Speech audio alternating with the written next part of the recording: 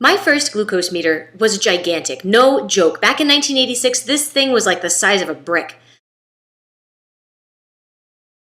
You know that game where people ask all the questions and they say, well, is it bigger than a bread box? And in this case, you'd actually have to say, it might be. It was big. It was clunky. It was cumbersome. It came in a bag that you had to wear on your shoulder independent of any kind of purse because the thing was just so gigantic, you couldn't just chuck it in a bag. It had to have its own bag. That's a big meter. And the process of testing wasn't exactly streamlined. You had to put a gigantic drop of blood on a gigantic chem strip and then wipe it off with a gigantic cotton ball. The cotton balls are normal size, but you had to wipe it off with a cotton ball, and then you had to stick the strip into the machine, and then the machine would take another 60 seconds to give you a result. And just by the end of it, you were like, all right, come on. This thing was huge, and when I look at it now, it just seems so archaic when compared to the tiny, streamlined glucose meters we have access to now. The comparison is amazing. I mean, right now I'm using a meter that takes, well, here it is.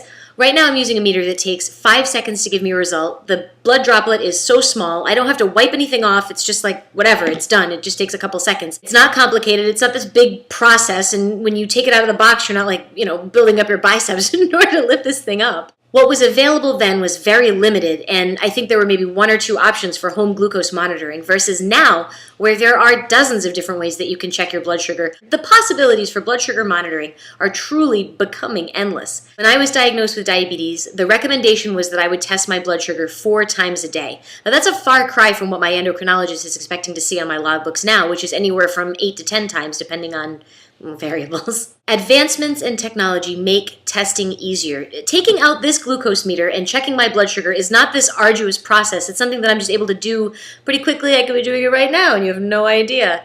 I'm not though, but I should probably. Actually, let me do that real quick. You can do it without even looking. Most seasoned diabetics can put a test strip in without even taking their eyes off the meter.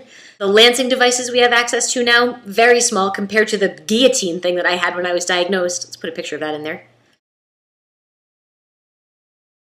That thing was terrifying, but this is like way more streamlined. And then in the time that I'm prattling on, I can get a blood sugar result, but I tested. It was easy. And when testing your blood sugar is something that's simple and relatively easy to do, it makes doing it easier. And part of staying on top of my personal diabetes management is making sure I use that machine a lot. From the time when I was diagnosed to what I have access to now, we have come so far with this blood glucose testing technology. But we're still using little pokey things to lance our fingertips, and we're still using actual blood. Aside from that desire to make my own insulin again, I want everything about diabetes management to be as streamlined and easy as possible because that makes diabetes less intrusive in your life. I look forward to something that's pleasantly non-invasive, like when a sparrow lands on your fingertip and says, "Oh, you're 104 again." That would be awesome. We have come such a long way in 25 years, and I know in the next few years we'll go leaps and bounds further, and I, for one, am excited to see where we're taken.